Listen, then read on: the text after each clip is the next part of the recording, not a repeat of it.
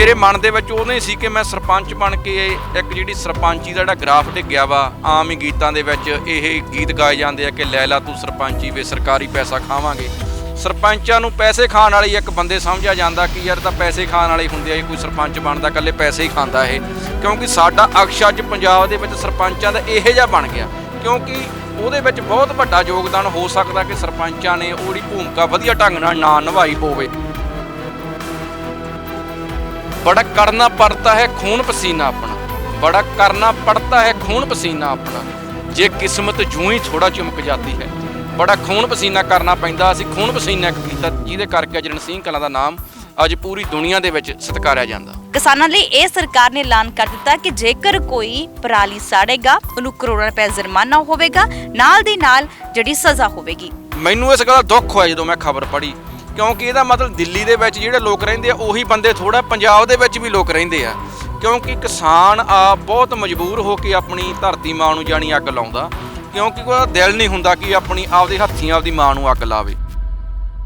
ਔਰ ਕਿਸਾਨਾਂ ਦਾ ਇਕੱਠ ਕਰਕੇ ਇੱਕ ਉਹਨਾਂ ਨੂੰ 5 ਲੱਖ ਰੁਪਏ ਦੇ ਅਸੀਂ ਗ੍ਰਾਮ ਪੰਚਾਇਤ ਵੱਲੋਂ 5 ਲੱਖ ਦੇ ਸੰਦ ਲਿਆਂਦੇ ਗਏ ਸੀਗੇ, ਜਿਹੜੀ ਮਸ਼ੀਨਰੀ ਲਿਆਂਦੀ ਸੀ ਕਿ ਜਿਹੜੀ ਪਰਾਲੀ ਨੂੰ ਵਿੱਚ ਹੀ ਜ਼ਮੀਨ ਦੇ ਰਲਾ ਦਿੰਦੀ ਤੇ ਕਣਕ ਦੀ ਸਿੱਧੀ ਬਿਜਾਈ ਕਰ ਦਿੰਦੀ ਤੇ ਅੱਗ ਲਾਉਣ ਦੀ ਲੋੜ ਨਹੀਂ ਪੈਂਦੀ।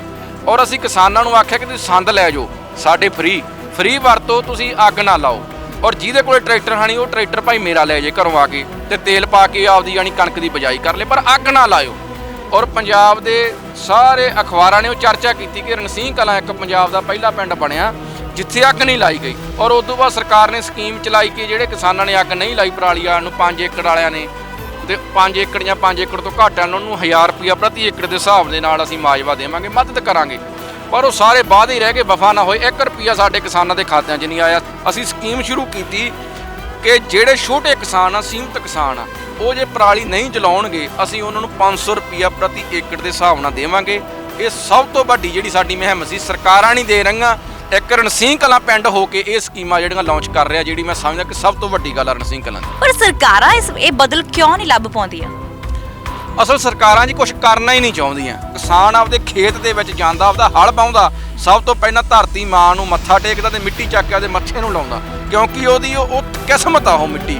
ਇਸ ਕਰਕੇ ਕਿਸਾਨਾਂ ਦੀ ਮਜਬੂਰੀ ਆ। ਸਰਕਾਰਾਂ ਇਕੱਲੇ ਕਾਨੂੰਨ ਬਣਾ ਰਹੀਆਂ, ਇਕੱਲੇ ਇਹੋ ਜਿਹੇ ਜੁਰਮਾਨੇ ਲਾ ਰਹੀਆਂ ਕਿ ਉਹਨਾਂ ਨੂੰ ਡਰਾ ਕੇ ਕਿਸਾਨਾਂ ਦਾ ਹੱਲ ਕਰਾਂਗੇ। ਪਰ ਜਦੋਂ ਪਰਜਾ ਦਾ ਹਕੂਮਤ ਦੇ ਵਿੱਚੋਂ ਵਿਸ਼ਵਾਸ ਟੁੱਟ ਜੇ, ਉਹ ਪਰਜਾ ਵੀ ਖਤਮ, ਉਹ ਹਕੂਮਤ ਵੀ ਖਤਮ। ਅੱਜ ਇਹੀ ਕਾਰਨ ਆ ਸਾਡੀ ਪੰਜਾਬ ਸਰਕਾਰ, ਉਹ ਸੈਂਟਰ ਸਰਕਾਰ ਹੋਵੇ, ਸਾਡੀ ਪਰਜਾ ਦਾ, ਸਾਡੇ ਸਮਾਜ ਦੇ ਲੋਕਾਂ ਦਾ, ਸਾਡੇ ਕਿਸਾਨਾਂ ਦਾ ਅੱਜ ਹਕੂਮਤ ਵਿੱਚੋਂ ਵਿਸ਼ਵਾਸ ਖਤਮ ਹੋ ਰਿਹਾ, ਜਿਹੜਾ ਸਭ ਤੋਂ ਖਤਰਨਾਕ ਗੱਲ ਹੈ। ਕਿ ਵਾਕਈ ਹੀ ਇਹ ਕਾਨੂੰਨ ਹੁਣ ਜਿੱਦਾਂ ਲਾਗੂ ਹੋ ਚੁੱਕੇ ਨੇ ਕਿ ਵਾਕਈ ਹੀ ਕਿਸਾਨਾਂ ਦੀ ਬਹੁਤ ਵੱਡੀ ਹਾਨੀ ਹੋਵੇਗੀ।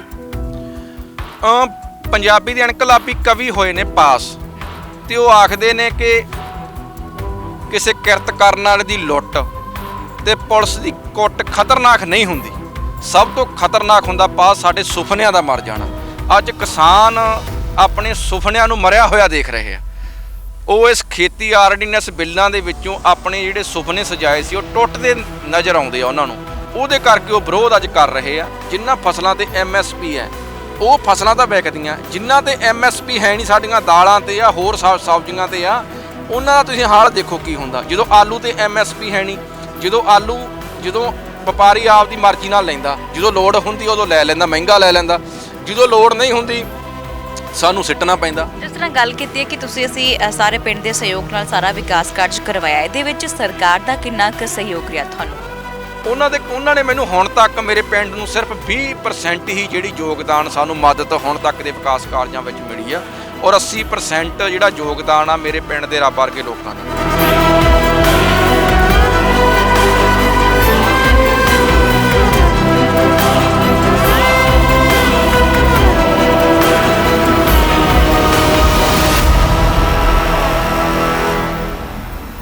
ਸਤਿ ਸ਼੍ਰੀ ਅਕਾਲ, ਤੁਸੀਂ ਦੇਖ ਰਹੇ ਹੋ ਡੇਲੀ ਪੋਸਟ ਪੰਜਾਬੀ। ਮੈਂ ਹਾਂ ਮਨਦੀਪ ਕੌਰ ਸੰਧੂ। ਅੱਜ ਅਸੀਂ ਪਹੁੰਚੇ ਹੋਏ ਹਾਂ ਮੋਗਾ ਦੇ ਪਿੰਡ ਰਣਸੀਂਹ ਕਲਾਂ ਵਿਖੇ। ਰਣਸੀ ਕਲਾਂ ਉਹ ਪਿੰਡ ਹੈ ਜਦੋਂ ਵੀ ਅਸੀਂ ਆਪਣੀ ਜ਼ੁਬਾਨ ਤੇ ਇਸ ਪਿੰਡ ਦਾ ਨਾਮ ਲੈਂਦੇ ਹਾਂ ਤਾਂ ਸਾਡੇ ਜ਼ਿਹਨ ਦੇ ਵਿੱਚ ਇੱਥੋਂ ਦੇ ਸਰਪੰਚ ਪ੍ਰੀਤ ਇੰਦਰਪਾਲ ਸਿੰਘ ਮਿੰਟੂ ਦਾ ਨਾਮ ਆਪ ਮੁਹਾਰਿਆ ਜਾਂਦਾ ਹੈ।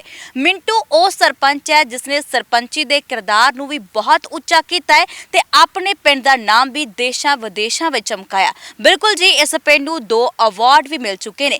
ਜਿੱਥੇ ਅੱਜ ਸਰਕਾਰਾਂ ਕਿਸਾਨਾਂ ਦੇ ਜਿਹੜੇ ਸਾਹ ਸੂਤੇ ਹੋਏ ਨੇ, ਵੱਡੇ ਵੱਡੇ ਜਿਹੜੇ ਬਿੱਲ ਪਾਸ ਕਰਤੇ ਗਏ ਨੇ, ਕਾਨੂੰਨ ਬਣਾ ਦਿੱਤੇ ਗਏ ਨੇ, ਉੱਥੇ ਅੱਜ ਫਿਰ ਮਿੰਟੂ ਇੱਕ ਵੱਡੀ ਮਿਸਾਲ ਬਣ ਕੇ ਉਭਰਿਆ ਹੋਇਆ ਹੈ। ਜਿੱਥੇ ਕਿਸਾਨ ਅੱਜ ਸਰਕਾਰਾਂ ਦੇ ਨੀਤੀਆਂ ਤੋਂ ਪਰੇਸ਼ਾਨ ਨੇ, ਉੱਥੇ ਅੱਜ ਮਿੰਟੂ ਨੇ ਇੱਕ ਵਾਰ ਫਿਰ ਤੋਂ ਸਰਕਾਰ ਦੀ ਮੜਕ ਨੂੰ ਭੰਨਿਆ। ਬਿਲਕੁਲ ਜੀ, ਢੇਰ ਸਾਰੀਆਂ ਗੱਲਾਂ ਬਾਤਾਂ ਅਸੀਂ ਉਹਨਾਂ ਦੇ ਨਾਲ ਕਰਾਂਗੇ। ਕੀ ਨਵੀਆਂ ਸਕੀਮਾਂ ਲੈ ਕੇ ਆਏ ਨੇ ਇੱਥੋਂ ਦੇ ਸਰਪੰਚ, ਸਭ ਤੋਂ ਪਹਿਲਾਂ ਅਸੀਂ ਉਹਨਾਂ ਦਾ ਡੇਲੀ ਪੋਸਟ ਪੰਜਾਬੀ ਤੇ ਸਵਾਗਤ ਕਰਾਂਗੇ। ਸੋ ਬਿਲਕੁਲ ਜੀ ਮਿੰਟੂ ਜੀ, ਬਹੁਤ ਬਹੁਤ ਸਵਾਗਤ ਹੈ ਤੇ ਸਤਿ ਸ਼੍ਰੀ ਅਕਾਲ ਜੀ। सत श्री अकाल जी। दरबारे वतन से जब एक दिन सब जाने वाले जाएंगे, कुछ अपनी सज़ा को पहुँचेंगे, कुछ अपनी जजा ले जाएंगे। ए खाक नसीनो उठ बैठो, ए खाक नसीनो उठ बैठो, ओ वक्त करीब आ पहुँचा जब ताज उछाले जाएंगे, जो तख्त गिराए जाएंगे।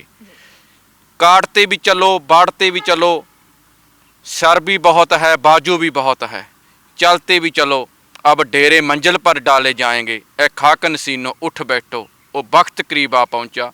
ਉਹਨਾਂ ਮਿੱਟੀ ਦੇ ਵਾਰਸਾਂ ਨੂੰ, ਮਿੱਟੀ ਦੇ ਪੁੱਤ ਕਿਸਾਨਾਂ ਨੂੰ ਮੈਂ ਸਭ ਤੋਂ ਪਹਿਲਾਂ ਸਲਾਮ ਕਰਦਾ ਔਰ ਡੇਲੀ ਪੋਸਟ ਪੰਜਾਬੀ ਦਾ ਮੈਂ ਤਹਿ ਦਿਲੋਂ ਮਸ਼ਕੂਰ ਹਾਂ ਕਿ ਅੱਜ ਮੇਰੇ ਪਿੰਡ ਰਣਸੀਂਹ ਕਲਾਂ ਵਿੱਚ, ਪਿੰਡ ਰਣਸੀਂਹ ਕਲਾਂ ਦੇ ਜਿਹੜੀ ਵਿਕਾਸ ਦੀਆਂ ਝਾਂਜਰਾਂ ਦਾ ਛਣਕਾਰਾ ਆਪਣੇ ਟੈਲੀਵਿਜ਼ਨ ਉੱਪਰ ਸੁਣਾਉਣ ਲਈ ਔਰ ਦਿਖਾਉਣ ਲਈ ਆਏ ਹਾਂ। ਮੈਂ ਸਾਰੀ ਡੇਲੀ ਪੋਸਟ ਪੰਜਾਬੀ ਟੀਵੀ ਦਾ ਤਹਿ ਦਿਲੋਂ ਮਸ਼ਕੂਰ ਹਾਂ ਜੀ। ਜੀ ਬਹੁਤ ਬਹੁਤ ਸ਼ੁਕਰੀਆ ਜੀ, ਬਹੁਤ ਹੀ ਖੂਬਸੂਰਤ ਹੈ। ਦੇਖੋ, ਜਦੋਂ ਇੱਕ ਸਰਪੰਚ ਦਾ ਨਾਮ ਆਉਂਦਾ ਤਾਂ ਅਸੀਂ ਸਾਡੇ ਜ਼ਿਹਨ ਚ ਆਉਂਦਾ ਹੈ ਕਿ ਨਹੀਂ, ਸਰਪੰਚ ਪਿੰਡ ਦਾ ਵਿਕਾਸ ਕਾਰਜ ਨਹੀਂ ਕਰਵਾਉਂਦੇ, ਗ੍ਰਾਂਟਾਂ ਖਾ ਜਾਂਦੇ। ਪਰ ਜਦੋਂ ਵੀ ਅਸੀਂ ਰਣਸੀ ਕਲਾਂ ਪਹੁੰਚਦੇ ਹਾਂ, ਅਸੀਂ ਮੈਨੂੰ ਲੱਗਦਾ ਕਿ ਅਸੀਂ ਬਹੁਤ ਵਾਰ ਤੁਹਾਨੂੰ ਮਿਲ ਚੁੱਕੇ ਹਾਂ। ਜਦੋਂ ਵੀ ਬਹੁਤ ਸਾਰੇ ਤੁਸੀਂ ਵਿਕਾਸ ਕਾਰਜ ਕਰਵਾਉਂਦੇ ਹੋ ਤਾਂ ਹਮੇਸ਼ਾ ਅਸੀਂ ਪਹੁੰਚ ਕੇ ਲੋਕਾਂ ਨੂੰ ਦਿਖਾਉਂਦੇ ਕਿ ਵਾਕਈ ਇਸ ਪਿੰਡ ਦੀ ਨੁਹਾਰ ਇਸ ਸਰਪੰਚ ਨੇ ਬਦਲੀ। ਪਹਿਲਾਂ ਸਰਪੰਚ ਦੀ ਗੱਲ ਕਰਦੇ ਹਾਂ ਕਿ ਨੈਤਿਕ ਜ਼ਿੰਮੇਵਾਰੀਆਂ ਜੋ ਹੁੰਦੀਆਂ ਨੇ, ਸਰਪੰਚ ਉਹ ਕਿਉਂ ਨਹੀਂ ਨਿਭਾ ਪਾਉਂਦੇ? ਅਸਲ ਜੀ ਜਿਹੜੇ ਲੋਕਤੰਤਰ ਦਾ ਪਹਿਲਾ ਪੜਾਅ ਸਰਪੰਚੀ ਔਰ ਪੰਚੀਆਂ ਦੀਆਂ ਜਿਹੜੀਆਂ ਚੋਣਾਂ ਹੁੰਦੀਆਂ, ਔਰ ਮੈਂ ਸਮਝਦਾ ਕਿ ਲੋਕਤੰਤਰ ਦਾ ਮੋਢੀ ਜਿਹੜੀਆਂ ਪੰਚਾਇਤਾਂ ਬਣਦੀਆਂ ਔਰ ਦੇਸ਼ ਦੇ ਜਿਹੜੇ ਮਹਾਨ ਸਾਡੇ ਦੇਸ਼ ਦੇ ਨੇਤਾ ਹੋਏ ਨੇ, ਉਹਨਾਂ ਨੇ ਕਿਸੇ ਟਾਈਮ ਆਖਿਆ ਸੀ ਕਿ ਜੇ ਪਿੰਡਾਂ ਦੀ ਦੇਸ਼ ਦੀ ਰੂਹ ਵੱਸਦੀ ਆ ਤਾਂ ਪਿੰਡਾਂ 'ਚ ਵੱਸਦੀ ਆ। ਤੇ ਉਹ ਵਾਕਈ ਪਿੰਡਾਂ ਦੇ ਲੋਕ ਹੀ ਸਾਡੇ ਦੇਸ਼ ਦੇ ਹਰੇਕ ਕ੍ਰਾਂਤੀ ਦੇ ਵਿੱਚ ਇਹਨਾਂ ਨੇ ਮੁੱਢ ਬੰਨਿਆ ਔਰ ਦੇਸ਼ ਦੀ ਆਜ਼ਾਦੀ ਦੇ ਵਿੱਚ ਵੀ ਸਭ ਤੋਂ ਪਹਿਲਾਂ ਇਹਨਾਂ ਨੇ, ਪੰਜਾਬ ਦੇ ਲੋਕਾਂ ਨੇ, ਪੇਂਡੂ ਲੋਕਾਂ ਨੇ ਯੋਗਦਾਨ ਜ਼ਿਆਦਾ ਅਦਾ ਕੀਤਾ। ਔਰ ਸਰਪੰਚੀ ਦੀ ਚੋਣ ਇੱਕ ਬੜੀ ਮਹੱਤਵਪੂਰਨ ਚੋਣ ਹੁੰਦੀ ਹੈ ਕਿਉਂਕਿ ਇਹੀ ਪੇਂਡੂ ਖੇਤਰ ਜਿਹੜੇ ਹੈਗੇ ਆ ਤੇ ਪੇਂਡੂ ਖੇਤਰਾਂ ਦਾ ਦੇਸ਼ ਆ ਭਾਰਤ, ਔਰ ਇਹਦੀ ਡਿਵੈਲਪਮੈਂਟ ਹੋਣੀ ਬਹੁਤ ਜ਼ਰੂਰੀ ਆ। ਔਰ ਮੈਨੂੰ ਬੜੀ ਖੁਸ਼ੀ ਹੈ ਕਿ ਮੈਂ ਆਪਣੇ ਪਿੰਡ ਰਣਸੀਂਹ ਕਲਾਂ ਦਾ ਜਦੋਂ 2013 ਦੇ ਵਿੱਚ ਪਹਿਲੀ ਵਾਰ ਆਪਣੇ ਪਿੰਡ ਦਾ ਸਰਪੰਚ ਬਣਿਆ ਤੇ ਮੇਰੇ ਪਿੰਡ ਦੇ ਰੱਬ ਵਰਗੇ ਲੋਕਾਂ ਨੇ ਮੈਨੂੰ ਇਹ ਮਾਣ ਬਖਸ਼ਿਆ। ਔਰ ਮੇਰੇ ਮਨ ਦੇ ਵਿੱਚ ਉਦੋਂ ਹੀ ਸੀ ਕਿ ਮੈਂ ਸਰਪੰਚ ਬਣ ਕੇ ਇੱਕ ਜਿਹੜੀ ਸਰਪੰਚੀ ਦਾ ਜਿਹੜਾ ਗ੍ਰਾਫ ਡਿੱਗਿਆ ਵਾ, ਆਮ ਹੀ ਗੀਤਾਂ ਦੇ ਵਿੱਚ ਇਹ ਗੀਤ ਗਾਏ ਜਾਂਦੇ ਆ ਕਿ ਲੈ ਲਾ ਤੂੰ ਸਰਪੰਚੀ ਵੇ ਸਰਕਾਰੀ ਪੈਸਾ ਖਾਵਾਂਗੇ। ਸਰਪੰਚਾਂ ਨੂੰ ਪੈਸੇ ਖਾਣ ਵਾਲੇ ਇੱਕ ਬੰਦੇ ਸਮਝਿਆ ਜਾਂਦਾ ਕਿ ਯਾਰ ਤਾਂ ਪੈਸੇ ਖਾਣ ਵਾਲੇ ਹੁੰਦੇ ਆ, ਜੇ ਕੋਈ ਸਰਪੰਚ ਬਣਦਾ ਇਕੱਲੇ ਪੈਸੇ ਹੀ ਖਾਂਦਾ ਇਹ। ਕਿਉਂਕਿ ਸਾਡਾ ਅਕਸ਼ ਅੱਜ ਪੰਜਾਬ ਦੇ ਵਿੱਚ ਸਰਪੰਚਾਂ ਦਾ ਇਹੋ ਜਿਹਾ ਬਣ ਗਿਆ ਕਿਉਂਕਿ ਉਹਦੇ ਵਿੱਚ ਬਹੁਤ ਵੱਡਾ ਯੋਗਦਾਨ ਹੋ ਸਕਦਾ ਕਿ ਸਰਪੰਚਾਂ ਨੇ ਉਹਦੀ ਭੂਮਿਕਾ ਵਧੀਆ ਢੰਗ ਨਾਲ ਨਾ ਨਿਭਾਈ ਹੋਵੇ। ਪਰ ਮੈਨੂੰ ਅੱਜ ਜੋ ਮੈਂ ਦੇਖ ਰਿਹਾ ਅੱਜ ਦੇ ਸਮੇਂ ਦੇ ਵਿੱਚ, ਬੇਸ਼ੱਕ ਅੱਜ ਪਾਰਦਰਸ਼ੀ ਢੰਗ ਨਾਲ ਬਹੁਤ ਸਾਰੀਆਂ ਗ੍ਰਾਂਟਾਂ ਵੀ ਮਿਲਦੀਆਂ ਏ, ਪਾਰਦਰਸ਼ੀ ਢੰਗ ਨਾਲ ਕੰਮ ਹੁੰਦੇ ਆ, ਸਾਰਾ ਕੁਝ ਉਹਦੀ ਦੇਖ ਰੇਖ ਵੀ ਹੁੰਦੀ ਆ। ਪਰ ਅੱਜ ਦੇ ਜਿਹੜੇ ਸਰਪੰਚ ਆ ਉਹ ਪੜ੍ਹੇ ਲਿਖੇ ਵੀ ਆ, ਜਿਹਦੇ ਕਾਰਨ ਉਹ ਆਪਣੇ ਪਿੰਡਾਂ ਦਾ ਵਿਕਾਸ ਵੀ ਕਰਾ ਰਹੇ ਆ।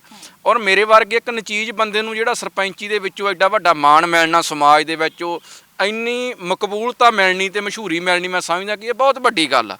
ਕਿਉਂਕਿ ਉਹਦਾ ਕਾਰਨ ਇੱਕੋ ਹੀ ਆ, ਕਿਉਂਕਿ ਮਿੰਟੂ ਦੇ ਵਿੱਚ ਕੋਈ ਵੀ ਇਹੋ ਜਿਹੀ ਕੋਈ ਕਾਬਲੀਅਤ ਨਹੀਂ ਸੀ ਕਿ ਜੇ ਕੋਈ ਮਿੰਟੂ ਕੋਈ ਬਹੁਤ ਵੱਡਾ ਬੰਦਾ ਸੀ, ਉਹਦੀ ਇੱਕੋ ਹੀ ਸਾਡੀ ਸੀ, ਅਸੀਂ ਆਪਦੇ ਹੱਥੀਂ ਆਪਣਾ ਕੰਮ ਕੀਤਾ। ਕਿਉਂਕਿ ਜਿਹੜਾ ਸਾਡਾ ਫਰਜ਼ ਸੀ, ਜਦੋਂ ਅਸੀਂ ਆਪਣੇ ਪਿੰਡ ਦੇ ਵਿੱਚ ਸੀਵਰੇਜ ਸਾਰੇ ਨੌਜਵਾਨਾਂ ਦੀ ਟੀਮ ਨੇ ਮੇਰੇ ਨਾਲ ਲੱਗ ਕੇ, ਜਦੋਂ ਪੋਹ ਮਾਘ ਦੀਆਂ ਠੰਡੀਆਂ ਰਾਤਾਂ ਹੁੰਦੀਆਂ ਸੀ, ਅਸੀਂ ਉਦੋਂ ਪਾਇਆ। ਔਰ ਜਿਹਦੇ ਕਰਕੇ ਸਾਡੀ ਸਮਾਜ ਦੇ ਵਿੱਚ ਬੜੀ ਸਿਫਤ ਹੋਈ ਤੇ ਸਾਨੂੰ ਸ਼ਾਬਾਸ਼ੇ ਮਿਲੀ ਕਿ ਯਾਰ ਸਰਪੰਚ ਹੋਣ ਤਾਂ ਇਹੋ ਜਿਹੇ ਹੋਣ, ਇਹੋ ਜਿਹੇ ਪਿੰਡ ਦੇ ਮੁੰਡੇ ਹੋਣ ਜਿਹੜੇ ਨਾਲ ਲੱਗ ਕੇ ਪਿੰਡ ਦਾ ਵਿਕਾਸ ਕਰਾਉਂਦੇ ਹੋਣ। ਉਹਦੇ ਕਰਕੇ ਮੈਂ ਸਮਝਦਾ ਕਿ ਰਣਸੀਂਹ ਕਲਾਂ ਦਾ ਅੱਜ ਨਾਮ ਜਿਹੜਾ ਸੁਨਹਿਰੀ ਅੱਖਰਾਂ ਦੇ ਵਿੱਚ ਅੱਜ ਹਿੰਦੁਸਤਾਨ ਦੇ ਨਕਸ਼ੇ ਉੱਤੇ ਲਿਖਿਆ ਗਿਆ, ਉਹਦਾ ਇੱਕੋ ਇੱਕ ਕਾਰਨ ਆ ਕਿ ਅਸੀਂ ਖੂਨ ਪਸੀਨੇ ਨਾਲ, ਅਸੀਂ ਖੂਨ ਪਸੀਨਾ ਇੱਕ ਕਰਕੇ ਆਪਣੇ ਜਿਹੜੇ ਪਿੰਡ ਦੀ ਵਿਕਾਸ ਦੀ ਤਵਾਰੀਖ ਲਿਖੀ ਆ। ਔਰ ਉਰਦੂ ਦੇ ਮਹਾਨ ਸ਼ਾਇਰ ਹੋਏ ਆ ਡਾਕਟਰ ਮੁਹੰਮਦ ਇਕਬਾਲ, ਉਹਨਾਂ ਦਾ ਸ਼ੇਅਰ ਉਹ ਕਹਿੰਦੇ ਬੜਾ ਕਰਨਾ ਪੜਤਾ ਹੈ ਖੂਨ ਪਸੀਨਾ ਆਪਣਾ, ਬੜਾ ਕਰਨਾ ਪੜਤਾ ਹੈ ਖੂਨ ਪਸੀਨਾ ਆਪਣਾ, ਜੇ ਕਿਸਮਤ ਜੂੰ ਹੀ ਥੋੜਾ ਚਮਕ ਜਾਤੀ ਹੈ।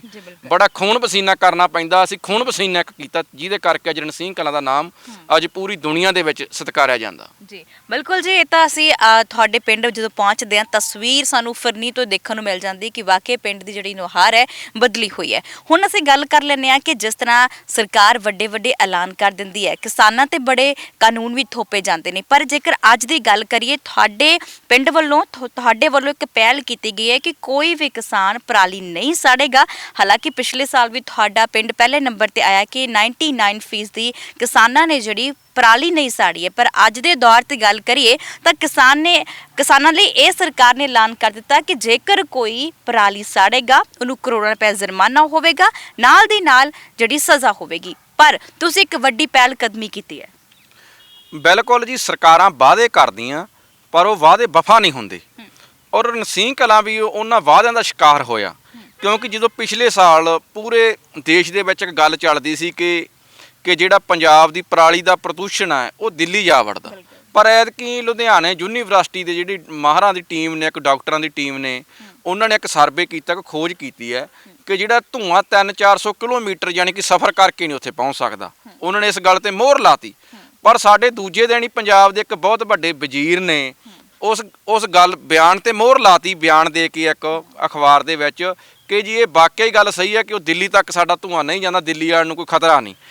ਮੈਨੂੰ ਇਸ ਗੱਲ ਦਾ ਦੁੱਖ ਹੋਇਆ ਜਦੋਂ ਮੈਂ ਖਬਰ ਪੜ੍ਹੀ, ਕਿਉਂਕਿ ਇਹਦਾ ਮਤਲਬ ਦਿੱਲੀ ਦੇ ਵਿੱਚ ਜਿਹੜੇ ਲੋਕ ਰਹਿੰਦੇ ਆ ਉਹੀ ਬੰਦੇ ਥੋੜਾ ਪੰਜਾਬ ਦੇ ਵਿੱਚ ਵੀ ਲੋਕ ਰਹਿੰਦੇ ਆ, ਕਿਉਂਕਿ ਕਿਸਾਨ ਆ ਬਹੁਤ ਮਜਬੂਰ ਹੋ ਕੇ ਆਪਣੀ ਧਰਤੀ ਮਾਂ ਨੂੰ ਜਾਣੀ ਅੱਗ ਲਾਉਂਦਾ, ਕਿਉਂਕਿ ਉਹਦਾ ਦਿਲ ਨਹੀਂ ਹੁੰਦਾ ਕਿ ਆਪਣੀ ਆਪਦੇ ਹੱਥੀਂ ਆਪਦੀ ਮਾਂ ਨੂੰ ਅੱਗ ਲਾਵੇ। ਕਿਉਂਕਿ ਜਦੋਂ ਪਰਾਲੀ ਜਲਾਈ ਜਾਂਦੀ ਉਹਦੇ ਵਿੱਚ ਸਾਡੇ ਮਿੱਤਰ ਕੀੜੇ ਜਿਹੜੇ ਮੱਚ ਜਾਂਦੇ ਆ, ਸਾਡੇ ਉਹਦੇ ਵਿੱਚ ਚੰਗੇ ਤੱਤ ਜਿਹੜੇ ਜ਼ਮੀਨ ਦੇ ਹੁੰਦੇ ਆ ਉਹ ਖਤਮ ਹੋ ਜਾਂਦੇ ਆ, ਔਰ ਇਸੇ ਤਰ੍ਹਾਂ ਸਾਡੇ ਉਹਦੇ ਆਸ-ਪਾਸ ਜਿਹੜੇ ਰੁੱਖ ਲੱਗੇ ਹੁੰਦੇ ਆ ਜਿਹੜੇ ਖੇਤਾਂ ਦੇ ਨਾਲ ਉਹ ਬਹੁਤ ਜਾਣੀ ਮੱਚ ਜਾਂਦੇ ਆ, ਪੰਛੀ ਮਰ ਜਾਂਦੇ ਆ। ਇਹ ਬਹੁਤ ਵੱਡੀਆਂ ਜਿਹੜੀਆਂ ਸਾਰੀਆਂ ਗੱਲਾਂ ਜਿਹੜੀਆਂ ਕਿਸਾਨ ਨੂੰ ਪਤਾ ਹੁੰਦਾ, ਪਰ ਫਿਰ ਵੀ ਉਹਦੀ ਮਜਬੂਰੀ ਹੁੰਦੀ ਹੈ, ਕਿਉਂਕਿ ਜਦੋਂ ਸਰਕਾਰ ਕੋਈ ਵਾਅਦਾ ਕਰਦੀ ਹੈ ਪਰ ਨਿਭਾਉਂਦੀ ਨਹੀਂ, ਸਰਕਾਰਾਂ ਵੱਲੋਂ ਕੋਈ ਹੱਲ ਨਹੀਂ ਦਿੱਤਾ ਜਾਂਦਾ, ਸਰਕਾਰਾਂ ਵੱਲੋਂ ਕਿਸਾਨਾਂ ਦੀ ਵਾਹ ਨਹੀਂ ਫੜੀ ਜਾਂਦੀ, ਜਿਹਦੇ ਕਰਕੇ ਕਿਸਾਨ ਵਿਚਾਰਾ ਮਜਬੂਰੀ ਵਸ ਹੋ ਕੇ ਕਰਦਾ। ਔਰ ਪਿਛਲੇ ਸਾਲ ਵੀ ਜਦੋਂ ਸਰਕਾਰ ਨੇ ਆਖਿਆ ਸੀ ਕਿ ਅੱਗ ਨਹੀਂ ਲਾਉਣੀ, ਪਰਾਲੀ ਨੂੰ ਨਾ ਜਲਾਓ, ਕਿਉਂਕਿ ਮੈਂ ਆਪਦੇ ਪਿੰਡ ਦੇ ਵਿੱਚ 21 ਅਕਤੂਬਰ ਨੂੰ 2019 ਨੂੰ ਅਸੀਂ ਇੱਕ ਬਹੁਤ ਵੱਡਾ ਗ੍ਰਾਮ ਸਭਾ ਦਾ ਇਜਲਾਸ ਕੀਤਾ, ਉਹਦੇ ਵਿੱਚ ਅਸੀਂ ਕਿਸਾਨਾਂ ਦਾ ਇਕੱਠ ਕੀਤਾ, ਔਰ ਕਿਸਾਨਾਂ ਦਾ ਇਕੱਠ ਕਰਕੇ ਇੱਕ ਉਹਨਾਂ ਨੂੰ 5 ਲੱਖ ਰੁਪਏ ਦੇ ਅਸੀਂ ਗ੍ਰਾਮ ਪੰਚਾਇਤ ਵੱਲੋਂ 5 ਲੱਖ ਦੇ ਸੰਦ ਲਿਆਂਦੇ ਗਏ ਸੀਗੇ, ਜਿਹੜੀ ਮਸ਼ੀਨਰੀ ਲਿਆਂਦੀ ਸੀ ਕਿ ਜਿਹੜੀ ਪਰਾਲੀ ਨੂੰ ਵਿੱਚ ਹੀ ਜ਼ਮੀਨ ਦੇ ਰਲਾ ਦਿੰਦੀ ਹੈ ਤੇ ਕਣਕ ਦੀ ਸਿੱਧੀ ਬਿਜਾਈ ਕਰ ਦਿੰਦੀ ਹੈ ਤੇ ਅੱਗ ਲਾਉਣ ਦੀ ਲੋੜ ਨਹੀਂ ਪੈਂਦੀ। ਔਰ ਅਸੀਂ ਕਿਸਾਨਾਂ ਨੂੰ ਆਖਿਆ ਕਿ ਤੁਸੀਂ ਸੰਦ ਲੈ ਜਾਓ ਸਾਡੇ ਫ੍ਰੀ ਵਰਤੋ, ਤੁਸੀਂ ਅੱਗ ਨਾ ਲਾਓ, ਔਰ ਜਿਹਦੇ ਕੋਲੇ ਟਰੈਕਟਰ ਹਾਣੀ ਉਹ ਟਰੈਕਟਰ ਭਾਈ ਮੇਰਾ ਲੈ ਜੇ ਘਰੋਂ ਆ ਕੇ ਤੇ ਤੇਲ ਪਾ ਕੇ ਆਪਦੀ ਯਾਨੀ ਕਣਕ ਦੀ ਬਿਜਾਈ ਕਰ ਲੇ, ਪਰ ਅੱਗ ਨਾ ਲਾਇਓ। ਔਰ ਮੈਨੂੰ ਬੜੀ ਖੁਸ਼ੀ ਹੈ ਕਿ ਸਾਡੇ ਵੱਲੋਂ ਜਿਹੜਾ ਇੱਕ ਸ਼ੁਰੂ ਕੀਤੀ ਮੁਹਿੰਮ ਸੀ, ਸਾਡੇ ਪਿੰਡ ਦੇ ਰੱਬ ਵਰਗੇ ਕਿਸਾਨਾਂ ਨੇ ਉਹਦੇ ਵਿੱਚ ਯੋਗਦਾਨ ਦਿੱਤਾ, ਔਰ 99% ਤੋਂ ਉੱਪਰ ਰਣਸੀਂਹ ਕਲਾਂ ਜਿਹੜਾ ਜਿੱਥੇ ਅੱਗ ਨਹੀਂ ਲਾਈ ਗਈ ਸੀ, ਪਰਾਲੀ ਜਲਾਈ ਨਹੀਂ ਗਈ ਸੀ, ਔਰ ਪੰਜਾਬ ਦੇ ਸਾਰੇ ਅਖਬਾਰਾਂ ਨੇ ਉਹ ਚਰਚਾ ਕੀਤੀ ਕਿ ਰਣਸੀਂਹ ਕਲਾਂ ਇੱਕ ਪੰਜਾਬ ਦਾ ਪਹਿਲਾ ਪਿੰਡ ਬਣਿਆ ਜਿੱਥੇ ਅੱਗ ਨਹੀਂ ਲਾਈ ਗਈ। ਔਰ ਮੋਗਾ ਜ਼ਿਲ੍ਹਾ ਦੇ ਡੀਸੀ ਸ਼੍ਰੀ ਸੰਦੀਪ ਹੰਸ ਜਿਹੜੇ ਬਹੁਤ ਚੰਗੇ ਸਾਡੇ ਡੀਸੀ ਸਾਹਿਬ ਆ, ਉਹ ਪਿੰਡ ਸਾਨੂੰ ਸ਼ਾਬਾਸ਼ ਦੇਣ ਲਈ ਸਾਡੇ ਬਕਾਇਦਾ ਆਏ, ਔਰ ਉਸ ਤੋਂ ਬਾਅਦ ਸਰਕਾਰ ਨੇ ਸਕੀਮ ਚਲਾਈ ਕਿ ਜਿਹੜੇ ਕਿਸਾਨਾਂ ਨੇ ਅੱਗ ਨਹੀਂ ਲਾਈ ਪਰਾਲੀ ਵਾਲ ਨੂੰ 5 ਏਕੜ ਵਾਲਿਆਂ ਨੇ, ਤੇ 5 ਏਕੜ ਜਾਂ 5 ਏਕੜ ਤੋਂ ਘੱਟ ਵਾਲਿਆਂ ਨੂੰ 1000 ਰੁਪਇਆ ਪ੍ਰਤੀ ਏਕੜ ਦੇ ਹਿਸਾਬ ਦੇ ਨਾਲ ਅਸੀਂ ਮਾਜਵਾ ਦੇਵਾਂਗੇ, ਮਦਦ ਕਰਾਂਗੇ। ਪਰ ਉਹ ਸਾਰੇ ਵਾਅਦੇ ਹੀ ਰਹਿ ਗਏ, ਵਫਾ ਨਾ ਹੋਏ। 1 ਰੁਪਈਆ ਸਾਡੇ ਕਿਸਾਨਾਂ ਦੇ ਖਾਤਿਆਂ 'ਚ ਨਹੀਂ ਆਇਆ। ਅਸੀਂ ਫਾਰਮ ਭਰ ਕੇ ਦਿੱਤੇ, ਬਹੁਤ ਮੱਥਾ ਮਾਰਿਆ, ਪਰ ਜਦੋਂ ਐਤਕੀ ਕਿਸਾਨਾਂ ਨਾਲ ਗੱਲ ਕੀਤੀ ਕਿ ਯਾਰ ਆਪਾਂ ਪਿਛਲੇ ਸਾਲ ਵਾਂਗੂ ਐਤਕੀ ਵੀ ਅੱਗ ਨਹੀਂ ਲਾਉਣੀ, ਕਿਉਂਕਿ ਜਦੋਂ ਅੱਗ ਲਾਉਣੇ ਆ ਆਪਾਂ ਹੀ ਵਿੱਚ ਉਹ ਧੂਏ ਦੇ ਸ਼ਿਕਾਰ ਹੁੰਦੇ ਆ, ਆਪਾਂ ਹੀ ਵਿੱਚ ਬਿਮਾਰੀਆਂ ਦੀ ਲਪੇਟ 'ਚ ਆਉਣੇ ਆ, ਆਪਾਂ ਹੀ ਮੱਚਦੇ ਆ ਯਾਰ। ਵੱਡੇ ਮੋਦੀ ਵਰਗੇ ਜਾਂ ਹੋਰ ਜਿਹੜੇ ਦੇਸ਼ ਨੂੰ ਚਲਾਉਣ ਵਾਲੇ ਲੋਕ, ਉਹ ਤਾਂ ਦਿੱਲੀ, ਚੰਡੀਗੜ੍ਹ, ਹੋਰ ਆਪਦੇ ਵੱਡੇ ਸ਼ਹਿਰਾਂ ਦੇ ਵਿੱਚ ਦੇਸ਼ ਦੇ ਵਿੱਚ ਬੈਠੇ ਆ, ਉਹਨਾਂ ਨੂੰ ਕੋਈ ਫਰਕ ਨਹੀਂ ਵੀ ਆਪਾਂ ਅੱਗ ਨਾ ਲਾਈਏ। ਔਰ ਜਦੋਂ ਅਸੀਂ ਅੱਗ ਨਾ ਲਾਉਣ ਦਾ ਵਾਅਦਾ ਕੀਤਾ ਤੇ ਪਰ ਕਿਸਾਨਾਂ ਨੂੰ ਰੋਸ ਸੀ ਕਿ ਪਿਛਲੇ ਸਾਲ ਆਪਾਂ ਨੂੰ ਯਾਰ 1 ਰੁਪਈਆ ਵੀ ਦਿੱਤਾ ਨਹੀਂ ਗਿਆ ਤੇ ਆਪਾਂ ਯਾਰ ਅਸੀਂ ਅੱਗ ਲਾਉਣੀ ਆ। ਔਰ ਦੂਜਾ ਕਾਰਨ ਇਹ ਸੀ ਕਿ ਜਿਹੜੇ ਖੇਤੀ ਆਰਡੀਨੈਂਸ ਬਿੱਲ ਜਿਹੜੇ ਸੈਂਟਰ ਗੌਰਮੈਂਟ ਲੈ ਕੇ ਆਈ ਹੈ, ਉਹਦਾ ਵੀ ਲੋਕਾਂ 'ਚ ਰੋਸ ਸੀ ਕਿ ਅਸੀਂ ਅੱਗ ਲਾਉਣੀ ਆ। ਪਰ ਅਸੀਂ ਫਿਰ ਅਸੀਂ ਸੋਚਿਆ ਕਿ ਜਿਹੜੀਆਂ ਸਰਕਾਰਾਂ ਉਹ ਤਾਂ ਕਿਸਾਨਾਂ ਦੀ ਬਾਂਹ ਨਹੀਂ ਫੜਦੀ, ਗ੍ਰਾਮ ਪੰਚਾਇਤ ਵੀ ਇੱਕ ਸਰਕਾਰ ਹੁੰਦੀ ਆ, ਉਹ ਮਿੰਨੀ ਸਰਕਾਰ ਹੁੰਦੀ ਆ। ਅਸੀਂ ਕਿਉਂ ਨਾ ਯਾਰ ਇੱਕ ਇਹੋ ਜਿਹਾ ਕੰਮ ਕਰੀਏ ਕਿ ਸਾਡੇ ਪਿੰਡ ਦੇ ਕਿਸਾਨ ਖੁਸ਼ ਹੋਵਣ, ਉਸ ਮੁਹਿੰਮ ਨਾਲ ਜੁੜਨ ਤੇ ਅੱਗ ਨਾ ਲਾਉਣ ਆਪਣੀ ਧਰਤੀ ਮਾਂ ਨੂੰ। ਅਸੀਂ ਸਕੀਮ ਸ਼ੁਰੂ ਕੀਤੀ ਕਿ ਜਿਹੜੇ ਛੋਟੇ ਕਿਸਾਨ ਆ, ਸੀਮਤ ਕਿਸਾਨ ਆ, ਉਹ ਜੇ ਪਰਾਲੀ ਨਹੀਂ ਜਲਾਉਣਗੇ ਅਸੀਂ ਉਹਨਾਂ ਨੂੰ 500 ਰੁਪਈਆ ਪ੍ਰਤੀ ਏਕੜ ਦੇ ਹਿਸਾਬ ਨਾਲ ਦੇਵਾਂਗੇ। ਇਹ ਸਭ ਤੋਂ ਵੱਡੀ ਜਿਹੜੀ ਸਾਡੀ ਮੁਹਿੰਮ ਸੀ, ਸਰਕਾਰਾਂ ਨਹੀਂ ਦੇ ਰਹੀਆਂ। ਇੱਕ ਰਣਸੀਂਹ ਕਲਾਂ ਪਿੰਡ ਹੋ ਕੇ ਇਹ ਸਕੀਮਾਂ ਜਿਹੜੀਆਂ ਲਾਂਚ ਕਰ ਰਿਹਾ, ਜਿਹੜੀ ਮੈਂ ਸਮਝਦਾ ਕਿ ਸਭ ਤੋਂ ਵੱਡੀ ਗੱਲ ਆ ਰਣਸੀਂਹ ਕਲਾਂ ਦੀ। ਜੀ ਬਿਲਕੁਲ, ਤੁਸੀਂ ਤਾਂ ਬਦਲ ਲੱਭ ਕੇ ਦੇ ਦਿੱਤਾ ਕਿ ਹਾਂਜੀ ਅਸੀਂ ਕਿਸਾਨਾਂ ਨੂੰ ਮੁਆਵਜ਼ਾ ਵੀ ਦੇਵਾਂਗੇ ਤੇ ਨਾਲ ਹੱਲ ਕਰ ਦਿੱਤਾ ਕਿ ਇੱਕ ਮਸ਼ੀਨ ਪ੍ਰੋਵਾਈਡ ਕਰਾ ਦਿੱਤੀ ਗਈ ਕਿ ਪਰਾਲੀ ਜਿਹੜੀ ਆ ਅੰਦਰ ਹੀ ਸਿਮਟ ਲੈ ਗਈ ਤੇ ਉਸ ਤੋਂ ਬਾਅਦ ਅਸੀਂ ਅਗਲੀ ਨਵੀਂ ਖੇਤੀ ਜਿਹੜੀ ਕਰ ਸਕਦੇ ਆ। ਪਰ ਸਰਕਾਰਾਂ ਇਹ ਬਦਲ ਕਿਉਂ ਨਹੀਂ ਲੱਭ ਪਾਉਂਦੀਆਂ? ਅਸਲ ਸਰਕਾਰਾਂ ਜੀ ਕੁਝ ਕਰਨਾ ਹੀ ਨਹੀਂ ਚਾਹੁੰਦੀਆਂ। ਮੈਂ ਤਾਂ ਇਹ ਮਹਿਸੂਸ ਕਰਦਾ ਕਿਉਂਕਿ ਦੇਸ਼ ਦੀ ਆਜ਼ਾਦੀ ਤੋਂ ਬਾਅਦ ਤੁਸੀਂ ਦੇਖਿਆ ਹੋ ਅੱਜ ਵੀ ਸਾਡੀਆਂ ਜਿਹੜੀਆਂ ਗ੍ਰਾਂਟਾਂ ਆ ਰਹੀਆਂ ਪਿੰਡਾਂ ਦੇ ਵਿੱਚ, ਉਹ ਵੀ ਗਲੀਆਂ ਨਾਲੀਆਂ ਦੇ ਵਿਕਾਸ ਲਈ ਆ ਰਹੀਆਂ। ਅਸੀਂ ਵਿਕਾਸ ਕੀ ਕਰਨਾ ਹੈ, ਗਲੀਆਂ ਨਾਲੀਆਂ ਤੱਕ ਹੀ ਅਸੀਂ ਸੀਮਤ ਖੜੇ ਹਾਂ। ਹਜੇ ਤੱਕ ਅਸੀਂ ਪਿੰਡਾਂ ਦੇ ਵਿੱਚ ਸੀਵਰੇਜ ਨਹੀਂ ਪਾ ਸਕੇ, ਅਸੀਂ ਗਲੀਆਂ ਨੂੰ ਵਧੀਆ ਢੰਗ ਨਾਲ ਬਣਾ ਨਹੀਂ ਸਕੇ, ਕੰਕਰੀਟ ਦੇ ਨਾਲ ਅਸੀਂ ਕੋਈ ਇਹੋ ਜਿਹੇ ਵਧੀਆ ਪ੍ਰਬੰਧ ਨਹੀਂ ਕਰ ਸਕੇ। ਸਾਡੀ ਡਿਵੈਲਪਮੈਂਟ ਹੀ ਹਜੇ ਗਲੀਆਂ ਨੱਕ ਤੇ ਸੀਮਤ ਆ। ਮੈਂ ਸਮਝਦਾ ਕਿ ਸਰਕਾਰਾਂ ਚਾਹੁੰਦੀਆਂ ਇਹ ਗਲੀਆਂ ਨਾਲੀਆਂ ਤੱਕ ਹੀ ਲੋਕ ਉਲਝੇ ਰਹਿਣ, ਇੱਥੇ ਹੀ ਰਹਿ ਸੀਮਤ ਰਹਿਣ, ਇਹ ਉਦੋਂ ਵੱਧ ਨਾ ਸੋਚਣ। ਮੈਂ ਸਮਝਦਾ ਕਿ ਸਰਕਾਰਾਂ ਜਾਣਬੁੱਝ ਕੇ ਨਹੀਂ ਚਾਹੁੰਦੀਆਂ ਕਿ ਕੋਈ ਇਹਨਾਂ ਦੇ ਹੱਲ ਹੋ ਜਾਣ, ਇਹ ਪੰਜਾਬ ਦੇ ਲੋਕ ਸੁਖੀ ਹੋ ਜਾਣ, ਇਹ ਖੁਸ਼ਹਾਲ ਹੋ ਜਾਣ। ਬਹੁਤ ਵਧੀਆ। ਗੁਰੂ ਰਾਮਦਾਸ ਦੇ ਘਰ ਤਾਂ ਕਿਸੇ ਚੀਜ਼ ਦੀ ਘਾਟ ਨਹੀਂ ਹੈ। ਸੋ ਵਾਹਿਗੁਰੂ ਨੇ ਤੁਹਾਡੀ ਵੀ ਸੁਣੀ, ਕਿਉਂਕਿ ਨੀਅਤ ਸਾਫ਼ ਹੋਵੇ ਨਾ ਤਾਂ ਆਪਣੇ ਆਪ ਸਾਰੇ ਰਸਤੇ ਖੁੱਲਦੇ ਜਾਂਦੇ ਨੇ। ਹੁਣ ਅਸੀਂ ਗੱਲ ਕਰ ਲੈਣੇ ਆ ਕਿ ਤੁਸੀਂ ਇੱਕ ਪਿੰਡ ਦਾ ਛੱਪੜ ਹੋਇਆ ਕਰਦਾ ਸੀ, ਜਿਸ ਨੂੰ ਅੱਜ ਤੁਸੀਂ ਬੜੀ ਖੂਬਸੂਰਤ ਝੀਲ ਬਣਾ ਦਿੱਤਾ ਹੈ। ਉੱਥੇ ਬਤਕਾਂ ਵੀ ਤੁਸੀਂ ਲਿਆਂਦੀਆਂ ਨੇ। ਸੋ ਲੋਕ ਇੱਥੇ ਜਿਸ ਪਾਰਕ 'ਚ ਅਸੀਂ ਬੈਠ ਕੇ ਇੰਟਰਵਿਊ ਕਰ ਰਹੇ ਹਾਂ, ਇਹ ਪਾਰਕ ਵੀ ਬਹੁਤ ਖੂਬਸੂਰਤ ਹੈ। ਤਸਵੀਰਾਂ ਤੁਸੀਂ ਨਾਲ ਮੇਰੇ ਦੇਖੀ ਜਾਣੀਆਂ ਨੇ। ਇਹ ਵੀ ਪਾਰਕ ਇਹਨਾਂ ਵੱਲੋਂ ਤਿਆਰ ਕੀਤੀ ਗਈ ਕਿ ਪੰਚਾਇਤੀ ਜ਼ਮੀਨ ਹੋਇਆ ਕਰਦੀ ਸੀ, ਉਹਦੇ ਉੱਪਰ ਜਿਹੜੀ ਪਾਰਕ ਬਣਾਈ ਗਈ ਹੈ। ਤੇ ਨਾਲ ਦੀ ਨਾਲ ਤੁਸੀਂ ਦੇਖ ਰਹੇ ਹੋ ਕਿ ਮੇਰੇ ਪਿੱਛੇ ਹਰ ਇੱਕ ਖੂਬਸੂਰਤ ਨਜ਼ਾਰਾ ਵੀ ਹੈ। ਇਸਨੂੰ ਦੇਖ ਕੇ ਜਦੋਂ ਅਸੀਂ ਸਵੇਰੇ ਉੱਠ ਕੇ ਇੱਥੇ ਆਉਂਦੇ ਹਾਂ, ਸੈਰ ਕਰਦੇ ਹਾਂ, ਤਾਂ ਸਾਨੂੰ ਪਹਿਲਾਂ ਜਿੱਥੇ ਆਬੋ ਹਵਾ ਜਿਹੜੀ ਸਾਫ਼ ਚਾਹੀਦੀ, ਉੱਥੇ ਆਲੇ ਦੁਆਲੇ ਦੀ ਜੇ ਰੌਣਕ ਦੇਖੀਏ ਤਾਂ ਉਹ ਵੀ ਸਾਡੇ ਮਨ ਨੂੰ ਮੋਹ ਲੈਂਦੀ ਹੈ। ਤੇ ਸਾਡੀ ਜਿਹੜੀ ਸਰੀਰ ਨੂੰ ਕੋਈ ਬਿਮਾਰੀ ਹੁੰਦੀ ਹੈ ਤੇ ਇਸ ਨੂੰ ਦੇਖ ਕੇ ਸਾਫ਼ ਦੂਰ ਹੋ ਜਾਂਦੀ ਹੈ। ਤੇ ਨਾਲ ਜੇਕਰ ਮੈਂ ਗੱਲ ਕਰਾਂ ਪਿੱਛੇ ਤੁਹਾਡੇ ਜਿਹੜੀ ਅਸੀਂ ਝੀਲ ਦੇਖੀ ਹੈ ਬਣੀ ਹੋਈ ਹੈ, ਉਹਦਾ ਪਾਣੀ ਕਿੱਥੇ ਵਰਤਿਆ ਜਾ ਰਿਹਾ? ਅਸਲ ਜੀ ਸਾਡੇ ਪਿੰਡ ਦਾ ਪੁਰਾਣਾ ਛੱਪੜ ਸੀਗਾ ਜਿਹੜਾ ਗੰਦਾ ਹੋ ਚੁੱਕਿਆ ਸੀ, ਜਿਹਨੂੰ ਗੰਦਾ ਵੀ ਅਸੀਂ ਕੀਤਾ ਸੀ। ਤੇ ਅੱਜ ਖੁਸ਼ੀ ਹੈ ਕਿ ਅਸੀਂ ਉਹਨੂੰ ਝੀਲ ਦਾ ਰੂਪ ਵੀ ਅਸੀਂ ਦਿੱਤਾ ਆਪਣੇ ਹੱਥੋਂ ਹੀ। ਅਸੀਂ ਉਹ ਗੰਦਾ ਛੱਪੜ ਜਿਹੜਾ ਓਵਰਫਲੋ ਹੋ ਕੇ ਸਾਡੇ ਸੜਕਾਂ ਉੱਪਰ ਆਉਂਦਾ ਸੀ, ਰਸਤਿਆਂ ਉੱਪਰ ਆ ਜਾਂਦਾ ਸੀ, ਜਿਹਦੇ ਨਾਲ ਬਦਬੂ ਮਾਰਦੀ ਸੀ, ਬਿਮਾਰੀਆਂ ਫੈਲਦੀਆਂ ਸੀ। ਅਸੀਂ ਉਹਨੂੰ ਇੱਕ ਸੁੰਦਰ ਝੀਲ ਦਾ ਰੂਪ ਦੇਣ ਲਈ 2013 ਤੋਂ ਇੱਕ ਮੁਹਿੰਮ ਸ਼ੁਰੂ ਕੀਤੀ ਸੀ, ਜਿਹੜੀ ਹਜੇ ਤੱਕ ਅਸੀਂ ਜਿਹਦਾ 95% ਜਿਹੜਾ ਕੰਮ ਅਸੀਂ ਕੰਪਲੀਟ ਕਰ ਚੁੱਕੇ ਹਾਂ। ਆਉਣ ਵਾਲੇ ਸਮੇਂ 'ਚ ਕੰਟੀਨ, ਲਾਇਬ੍ਰੇਰੀ ਦਾ ਜਿਹੜਾ ਇੱਥੇ ਅਸੀਂ ਨਿਰਮਾਣ ਕਰਨ ਜਾ ਰਹੇ ਹਾਂ। ਔਰ ਇਹਦੇ ਵਿੱਚ ਇਕੱਲਾ ਰੇਨ ਵਾਟਰ, ਮੀਂਹ ਦਾ ਪਾਣੀ ਅਸੀਂ ਸਟੋਰ ਕਰਦੇ ਹਾਂ। ਔਰ ਇਹ ਪਾਣੀ ਦੇ ਨਾਲ ਅਸੀਂ ਜਾਣੀ ਖੇਤੀ ਵੀ ਕਰਦੇ ਹਾਂ। ਔਰ ਇਸੇ ਤਰ੍ਹਾਂ ਇਹਦੇ ਨਾਲ ਅਸੀਂ ਇਹਨੂੰ ਡਿਵਾਈਡ ਕਰਕੇ ਛੱਪੜ ਨੂੰ ਇੱਕ ਪਾਸੇ ਟ੍ਰੀਟਮੈਂਟ ਪਲਾਂਟ ਲਾਇਆ, ਜਿੱਥੇ ਸੀਵਰੇਜ ਦਾ ਸਾਰਾ ਪਾਣੀ ਉੱਥੇ ਇਕੱਠਾ ਹੁੰਦਾ ਔਰ ਰਣਸੀਂਹ ਕਲਾਂ ਦੀ ਬੂੰਦ ਟਰੀਟ ਹੁੰਦੀ ਆ ਤੇ ਬੂੰਦ ਦੀ 100 ਏਕੜ ਖੇਤੀ ਕਰਨ ਲਈ ਵਰਤੀ ਜਾਂਦੀ ਹੈ, ਜਿਹੜੀ ਸਭ ਤੋਂ ਵੱਡੀ ਗੱਲ ਆ, ਵਿਸ਼ੇਸ਼ ਗੱਲ ਆ ਕਿ ਅੱਜ ਰਣਸੀਂਹ ਕਲਾਂ ਦੀ ਬੂੰਦ ਸਾਫ਼ ਹੋਣ ਤੋਂ ਬਾਅਦ ਬੂੰਦ ਹੀ ਖੇਤੀ ਲਈ ਵਰਤੀ ਜਾਂਦੀ ਆ। ਇਹ ਮੈਂ ਸਮਝਦਾ ਕਿ ਇੱਕ ਬਹੁਤ ਵੱਡਾ ਸਾਡਾ ਪਾਣੀ ਨੂੰ ਬਚਾਉਣ ਲਈ ਇੱਕ ਸਾਡਾ ਕਦਮ ਆ, ਕਿਉਂਕਿ ਜੇ ਜਲ ਹੈ ਤਾਂ ਕੱਲ੍ਹ ਹੈ। ਇਸ ਕਰਕੇ ਸਾਨੂੰ ਪਾਣੀ ਦੀ ਬੂੰਦ ਸਾਨੂੰ ਬਚਾਉਣੀ ਚਾਹੀਦੀ ਆ। ਰਣਸੀਂਹ ਕਲਾਂ ਪਾਣੀ ਦੀ ਬੂੰਦ ਨੂੰ ਬਚਾਉਣ ਵਾਲਾ ਪਿੰਡ ਆ ਔਰ ਨਿੱਕੀਆਂ ਟਿਪਸਾਂ ਦੇ ਰਾਹੀਂ ਇਹ ਪਾਣੀ ਨੂੰ ਬਚਾਉਂਦਾ। ਜਿਵੇਂ ਅਸੀਂ ਆਰਓ ਫਿਲਟਰ ਲੱਗਿਆ ਜਿਨ੍ਹਾਂ ਘਰਾਂ ਦੇ ਵਿੱਚ, ਜਿਨ੍ਹਾਂ ਦੇ ਘਰੇ ਏਸੀ ਲੱਗਿਆ ਹੋਇਆ ਜਾਂ ਜਿਨ੍ਹਾਂ ਦੇ ਘਰੇ ਜ਼ਿਆਦਾ ਮਹਿਮਾਨ ਆਉਂਦੇ ਆ, ਅਸੀਂ ਉਹਨਾਂ ਦਾ ਪਾਣੀ, ਜੂਠਾ ਪਾਣੀ ਵੀ ਸਟੋਰ ਕਰਦੇ ਹਾਂ, ਆਰਓ ਫਿਲਟਰ ਦਾ ਪਾਣੀ ਵੀ ਸਟੋਰ ਕਰਦੇ ਹਾਂ, ਏਸੀ ਦੁਆਰਾ ਵਾਧੂ ਕੱਢਿਆ ਗਿਆ ਪਾਣੀ ਵੀ ਸਟੋਰ ਕਰਦੇ ਹਾਂ। ਉਹ ਪਾਣੀ ਅਸੀਂ ਰੋਜ਼ਮਰਰਾ ਦੇ ਜੀਵਨ ਵਿੱਚ ਵਰਤਦੇ ਹਾਂ। ਜਿਵੇਂ ਆਪਣੇ ਘਰੇ ਪੌਦਿਆਂ ਨੂੰ ਪਾਣੀ ਪਾਉਣ ਦਾ, ਫੁਲਵਾੜੀ ਨੂੰ ਪਾਣੀ ਪਾ ਸਕਦੇ ਹਾਂ, ਅਸੀਂ ਪੋਚੇ ਲਾ ਸਕਦੇ ਹਾਂ, ਆਪਣੇ ਘਰੇ ਮੋਟਰਸਾਈਕਲ, ਕਾਰਾਂ ਨੂੰ ਵਾਸ਼ ਕਰ ਸਕਦੇ ਹਾਂ, ਕੱਪੜੇ ਧੋ ਸਕਦੇ ਹਾਂ।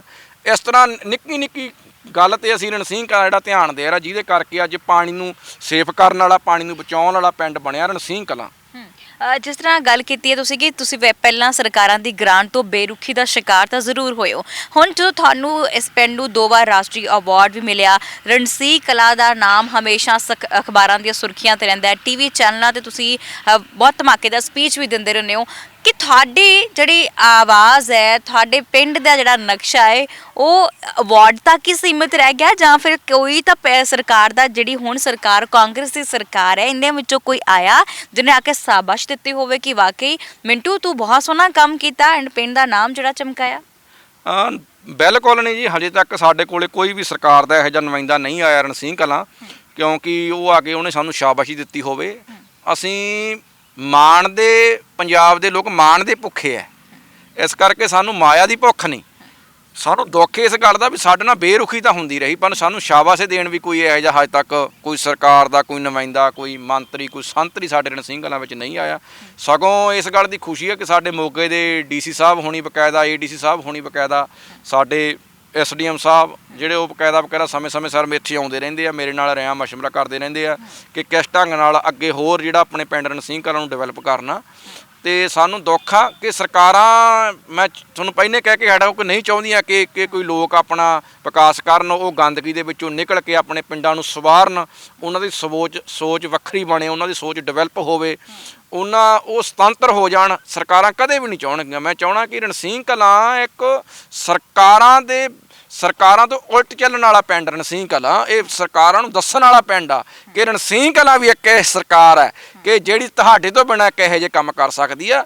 ਅਸੀਂ ਸਰਕਾਰਾਂ ਦੇ ਪੈਸਿਆਂ ਨੂੰ ਠੋਕਰਾਂ ਮਾਰਦੇ ਹਾਂ, ਕਿਉਂਕਿ ਮੇਰੀ ਸਰਕਾਰ ਮੇਰੇ ਪਿੰਡ ਦੇ ਰੱਬ ਵਰਗੇ ਲੋਕ ਆ, ਮੇਰੀ ਬੈਂਕ ਮੇਰੇ ਪਿੰਡ ਦੇ ਲੋਕ ਆ, ਜਿਨ੍ਹਾਂ ਕਰਕੇ ਅਸੀਂ ਇਹੋ ਜਿਹੇ ਨਵੇਕਲੇ ਕੰਮ ਕਰਦੇ ਹਾਂ। ਅਤੇ ਮੇਰੇ ਰੱਬ ਵਰਗੇ ਲੋਕ ਜਿਉਂਦੇ ਰਹਿਣ, ਅਸੀਂ ਸਰਕਾਰਾਂ ਤੋਂ ਕੀ ਲੈਣਾ, ਮੇਰੀ ਸਰਕਾਰ ਇਹ ਜਿਉਂਦੀ ਰਹੇ। ਜੀ ਬਿਲਕੁਲ ਜੀ, ਵਾਕਈ ਇੱਕ ਸੱਚ ਹੈ ਕਿ ਹੁਣ ਵੇਖਿਓ ਚੋਣਾਂ ਆਉਣ ਵਾਲੀਆਂ ਨੇ ਤੇ ਵੱਡੇ ਵੱਡੇ ਲੁਭਾਵਣੇ ਵਾਅਦੇ ਵੀ ਹੋਣਗੇ ਕਿ ਅਸੀਂ ਦੇਸ਼ ਦਾ, ਪੰਜਾਬ ਦਾ ਇਹ ਵਿਕਾਸ ਕਰਾਵਾਂਗੇ। ਢੰਡੋਰੇ ਜ਼ਰੂਰ ਪਿੱਟੇ ਜਾਣਗੇ, ਪਰ ਉਹ ਫਿਰ ਵੀ ਜਿਹੜੇ ਵਾਅਦੇ ਨੇ ਉਹ ਦਾਅਵੇ ਬਣ ਕੇ ਜ਼ਰੂਰ ਰਹਿ ਜਾਣਗੇ। ਸੋ ਸੋਚ ਸਮਝ ਕੇ ਵੋਟ ਦੇਣੀ ਜ਼ਰੂਰ ਬਣਦੀ ਹੈ।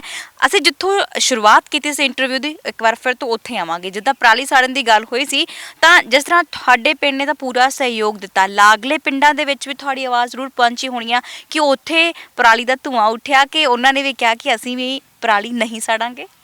ਬਿਲਕੁਲ ਜੀ, ਜਦੋਂ ਅਸੀਂ ਕੋਈ ਨਵੇਕਲਾ ਕੰਮ ਕਰਾਂਗੇ, ਸਮਾਜ ਲਈ ਚੰਗਾ ਕੰਮ ਕਰਾਂਗੇ, ਤਾਂ ਉਹਦੀ ਸਾਡੇ ਸਮਾਜ ਦੇ ਵਿੱਚ ਸਲਾਹਨਾ ਵੀ ਹੋਣੀ ਹੁੰਦੀ ਆ ਅਤੇ ਉਹਨੂੰ ਦੇਖ ਕੇ ਦੂਜੇ ਲੋਕ ਹੋਰ ਪ੍ਰੇਰਿਤ ਵੀ ਹੁੰਦੇ ਆ। ਔਰ ਮੈਨੂੰ ਖੁਸ਼ੀ ਆ ਕਿ ਮੇਰੇ ਨਾਲ ਦਾ ਹੀ ਪਿੰਡ ਹੈ, ਇੱਥੋਂ ਮਧੇਕੇ ਪਿੰਡ ਆ, ਸ਼੍ਰੀ ਗੁਰੂ ਗੋਬਿੰਦ ਸਿੰਘ ਪਾਤਸ਼ਾਹ ਦੀ ਚਰਨ ਛੋਹ ਪ੍ਰਾਪਤ ਧਰਤੀ ਆ। ਅਤੇ ਉੱਥੇ ਮੇਰੇ ਵੱਡੇ ਵੀਰ ਕੁਲਦੀਪ ਸਿੰਘ ਔਰ ਦਿਲਪ੍ਰੀਤ ਸਿੰਘ ਜਿਹੜੇ ਆਸਟ੍ਰੇਲੀਆ ਦੇ ਵਿੱਚ ਰਹਿੰਦੇ ਆ, ਉਹਨਾਂ ਨੇ ਇਹ ਜਿਹੜੀ ਮੈਂ ਮੁਹਿੰਮ ਸ਼ੁਰੂ ਕੀਤੀ ਸੀ, ਉਹਨਾਂ ਨੇ ਵੀ ਸਾਡੇ ਤੋਂ ਪ੍ਰਭਾਵਿਤ ਹੋ ਕੇ ਆਪਦੇ ਪਿੰਡ ਦੇ ਵਿੱਚ ਇਹ ਜਿਹੜਾ ਕੰਮ ਸ਼ੁਰੂ ਕੀਤਾ ਕਿ ਜਿਹੜੇ ਕਿਸਾਨ ਅੱਗ ਨਹੀਂ ਲਾਉਣਗੇ ਪਰਾਲੀ ਨੂੰ, ਅਸੀਂ ਉਹਨਾਂ ਦੀ ਮਦਦ ਕਰਾਂਗੇ।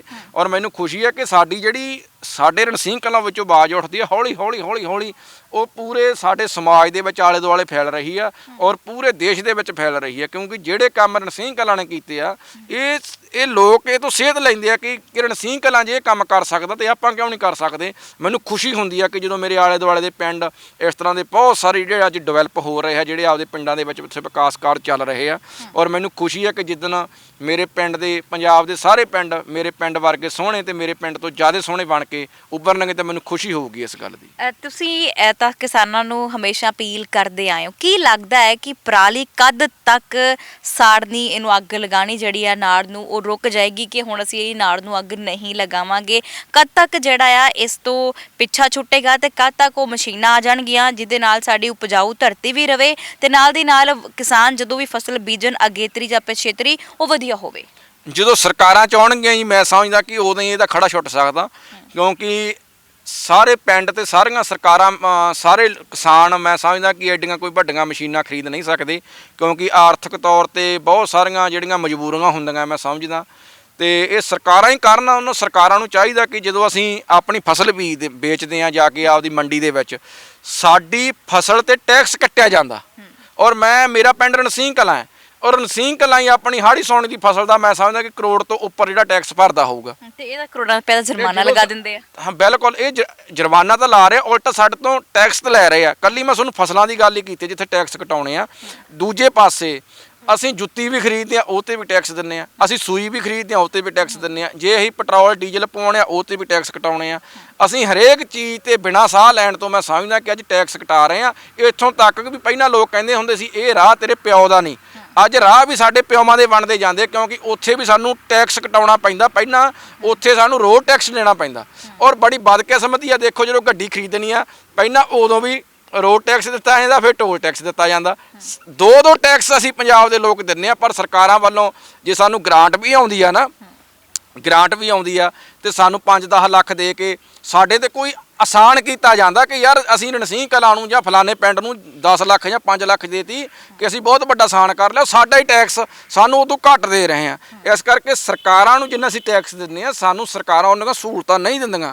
ਔਰ ਕਿਸਾਨ ਤਾਂ ਬਹੁਤ ਵੱਡਾ ਰੋਲ ਅਦਾ ਕਰਦੇ ਆ ਕਿਸਾਨ ਦੀ ਡਿਵੈਲਪ ਪੰਜਾਬ ਸਰਕਾਰ ਦੇ ਵਿੱਚ ਜਿਹੜਾ ਟੈਕਸ ਦੇਣ ਦੇ ਵਿੱਚ। ਇਸ ਕਰਕੇ ਸਰਕਾਰਾਂ ਨੂੰ ਚਾਹੀਦਾ, ਜਿਹੜਾ ਪੰਜਾਬ ਆ ਖੇਤੀ ਪ੍ਰਧਾਨ ਸੂਬਾ, ਕਿਸਾਨੀ ਪ੍ਰਧਾਨ ਸੂਬਾ, ਇਸ ਕਰਕੇ ਕਿਸਾਨਾਂ ਦੀ ਬਾਂਹ ਫੜਨੀ ਚਾਹੀਦੀ ਹੈ, ਕਿਸਾਨਾਂ ਦੇ ਕਰਜ਼ੇ ਵੀ ਮਾਫ ਕਰਨੇ ਚਾਹੀਦੇ ਆ, ਕਿਸਾਨਾਂ ਨੂੰ ਹੋਰ ਮਸ਼ੀਨਰੀਆਂ ਵੀ ਮੁਫਤ ਦੇਣੀਆਂ ਚਾਹੀਦੀਆਂ, ਜਿਹਦੇ ਕਰਕੇ ਕਿਸਾਨ ਪਰਾਲੀ ਨੂੰ ਅੱਗ ਨਾ ਲਾਉਣ, ਆਪਣੀ ਧਰਤੀ ਮਾਂ ਨੂੰ ਨਾ ਸਾੜਨ। ਜੀ, ਸੋ ਬਹੁਤ ਬਹੁਤ ਸ਼ੁਕਰੀਆ, ਤੁਸੀਂ ਸਾਡੇ ਨਾਲ ਗੱਲਬਾਤ ਕੀਤੀ ਹੈ ਤੇ ਆਪਣੇ ਜਿਹੜੇ ਵਿਚਾਰ ਹੈ ਖੁੱਲ੍ਹੇ ਤੌਰ ਤੇ ਸਾਡੇ ਨਾਲ ਸਾਂਝਾ ਕੀਤੇ ਨੇ। ਆਸ ਕਰਦੇ ਹਾਂ ਕਿ ਤੁਹਾਡੇ ਤੋਂ ਜਿਹੜੇ ਇੱਕ ਸੇਧ ਲੈ ਕੇ ਬਾਕੀ ਵੀ ਜਿਹੜੇ ਸਰਪੰਚ ਨੇ ਇਸੇ ਰਾਹ ਤੇ ਤੁਰਨ ਤੇ ਆਪਣੇ ਪਿੰਡ ਦੀ ਨੁਹਾਰ ਨੂੰ ਜ਼ਰੂਰ ਬਦਲਣ। ਸ਼ੁਕਰੀਆ ਜੀ ਤੁਹਾਡਾ।